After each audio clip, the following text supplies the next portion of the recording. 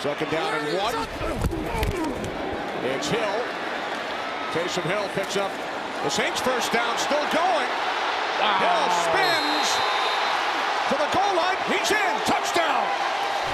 When it comes to utility players, no one is quite as versatile as Taysom Hill. He's played as a quarterback and tight end, and he's even practiced being a running back and wide receiver. Hill is the quarterback. Taysom Hill splits out to the right. Hill is the wing to the near side. That's Taysom Hill in motion. Now he's out on kickoff coverage. What's more impressive is how he's been excelling in multiple roles. But there's something that NFL fans don't know about him, and it's Taysom Hill's addiction. There's something he's been addicted to even before he went pro. I don't know. I mean, look, I look back at my career and I certainly didn't think that it would have gone the way that it has. He might not have even made it to the NFL without it. He's been doing it throughout his career, so it doesn't look like he'll be quitting anytime soon. And recently, Taysom revealed exactly what his longtime addiction was. Taysom Sean Hill was born on the 23rd of August, 1990, in Pocatello, Idaho, to Doug and Natalie Hill. Hill has 3 siblings who are all older than him, 2 brothers, Dexter and Jordan, and his sister, Celeste. He was raised in the Christian faith as a member of the Church of Jesus Christ of Latter-day Saints. Time spent with family meant quality time, and Taysom had much of that growing up. And so they just kind of grew up with sports. You know, like I said, it's competitive around here. And so there was teams that would want him to be on their team, and they had traveling teams that would go around and play different areas. His older brothers were big on sports, and he had to work hard to keep up. Jordan played defensive tackle at Arizona State, and Dexter was a quarterback at the various colleges he attended. Taysom really didn't have an excuse not to be good at sports. In high school, he was both a trendsetter and a history maker. He loved football. That's what his brothers did, so they passed a lot down. At Highland High School, still in his native Pocatello, he destroyed opponents in football, basketball, and on the track. He was as good as a mixture of Bolt, LeBron, and Brady, lettering in all the sports he played. And his high school coach knew he was in a league of his own. And he was usually probably about a grade ahead of everybody else, physically and athletic ability. And he won awards at regional competitions in track and field, but football was where he displayed his true athleticism. In 2008, during his senior year of high school, he won the state title as quarterback for his school's football team. It was the school's first in over half a decade, and it earned him the accolade of 5A All-Idaho Player of the Year. But that wasn't all.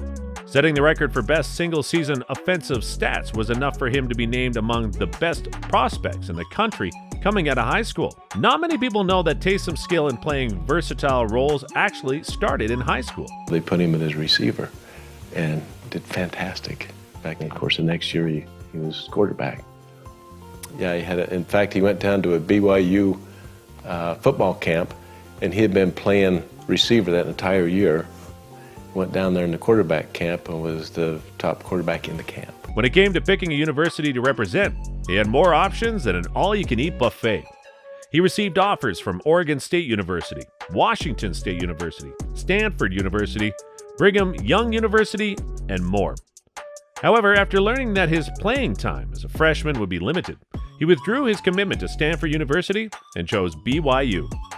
As eager and ready as he was to start his college career, it went on to be nothing like his high school days, and his big addiction that we're about to reveal ended up being the biggest difference maker. In his freshman year, he began as a second-string quarterback option, but ended the season as a strong contender for the Heisman Award. After one of the touchdown runs, I scored and I folded my arms. And I looked up to the student section, and that play I envisioned in my mind as I drove up to the stadium. He would probably have won it if his season hadn't been cut short by a knee injury he suffered in a game against Utah State. Brace yourselves for the following news. Quote from Bronco Mendenhall on his quarterback Taysom Hill about his season-ending injury. The doctors knew it was bad. When they got in there, it was worse. The ligament was shredded. Yeah, you could tell that was a hard tackle, and he is really hurting. Was not putting any weight on his... During his sophomore season, he would again suffer another season-ending injury, again in a game against Utah State. And in his third year at BYU, he wasn't any luckier. He had to forfeit the season after a Lisfranc fracture in the season-opening game. the ligament that allows you to get on your tippy toes, jump, give you all your explosion, all that stuff in your foot was just gone. As if things couldn't get any worse, he lost his elder brother, Dexter, who was also a quarterback in college. This led to Taysom changing his number from 4 to 7, which was his brother's number, and putting even more effort into chasing his dreams. It was an easy decision to change my number my senior year at BYU to number 7 to honor him, which is the number that he wore. I'll tell you still to this day, like, I still get emotional every time that I see a Hill with a number 7 on it with the jersey. He was allowed to play for the 2016 season following his history of injury. But even then, the football gods threw him a curveball, and he again suffered a major season-ending injury at the end of the season. In college, Hill completed over 600 passes over a total of 6,929 yards and rushed 2,815 yards. He would have been an asset for any team that picked him.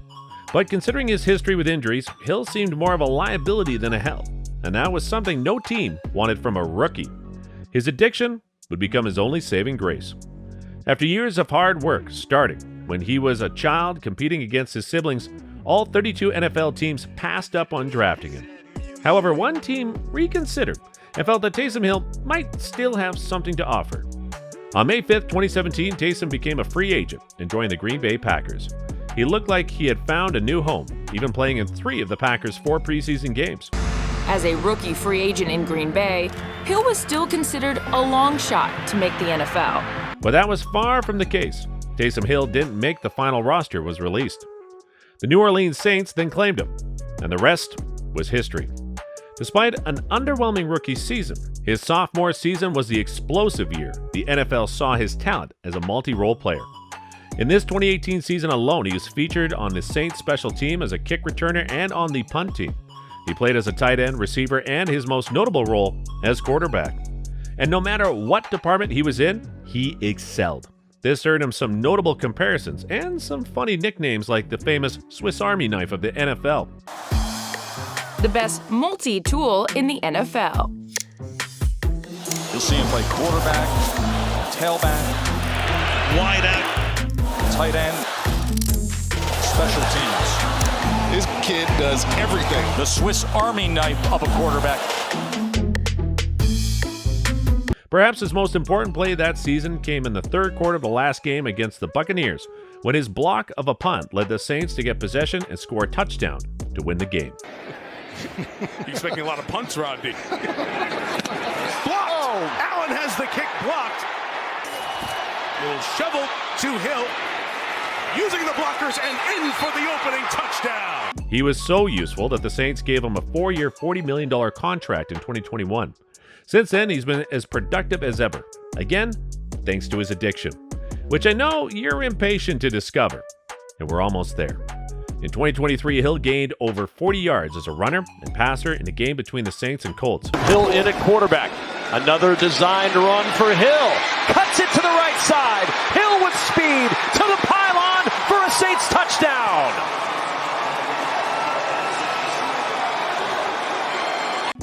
This has only happened 78 times in the NFL's history. He did this for the 3rd time in his career, a feat only 5 other players have accomplished. But how does a player play so well at different positions? If it were easy, there could be another player doing it. But that's not the case. And finally, the moment you've been waiting for, the big reveal. There's something you may not know about Taysom Hill, and that's the fact that he has an addiction he just can't help. And maybe that's what's allowed him to flourish in the NFL despite barely making it into the league originally. In an episode of Case Studies with Casey Ba, Taysom Hill let the cat out of the bag. And so I always loved to do that, but I also felt like that gave me some credibility amongst my peers and my teammates. This is my personal experience. He has been absolutely addicted to hard physical training since he was a child competing against his siblings, and in high school on his way to a football state championship.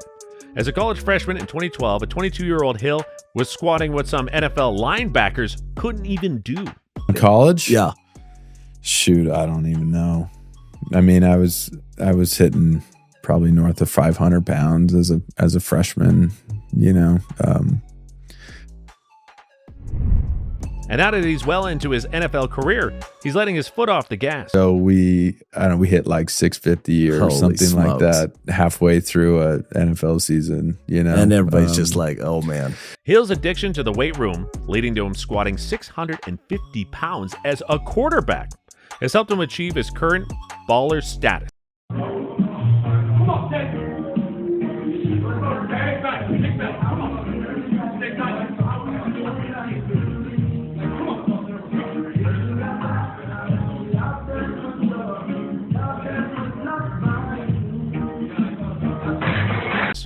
But it's not just how heavy or how much Hill is squatting that makes him formidable. It's also the intention behind it. The Saints Director of Sports Science, Matt Rhee, has used his expertise to get Hill to do other workouts to improve his game on the field. Not only has Rhee enjoyed working with Hill, but he was also impressed by his cooperation and work ethic. And what has been the result? Stronger and faster Hill, whose abilities have only gotten better with age. But his workout regime doesn't just strengthen him physically, it also strengthens him mentally. Most athletes would have given up after a string of injuries like the one Hill suffered during college, but he didn't complain once. In fact, he trained like he wasn't suffering season-ending injuries every year. Taysom views his physical strength and weight room work ethic as an attribute of not only himself, but also any good leader. As a quarterback, showing other players on the team the type of behavior to follow is half the job. You know, so I came in as a freshman and was just trying to learn everything I could. Just trying to knock the rust off and get back in shape and, you know, do all that. And I'm a weight room guy. Like I love to work out and stuff. And so I always loved to do that, but I also felt like that gave me some credibility amongst my peers and my teammates. So there you have it. Taysom Hill's longtime addiction. This gym head works out like he's a crack addict. Weights are his high, and the gym is his dealer. As long as he's in the league and taken to the field, you can bet he'll be working hard lifting weights behind the scenes. And who knows, maybe one day, after he retires, we'll find him still working out like he has a Super Bowl to win. Thanks for watching, and make sure you subscribe to avoid an unsportsmanlike conduct call.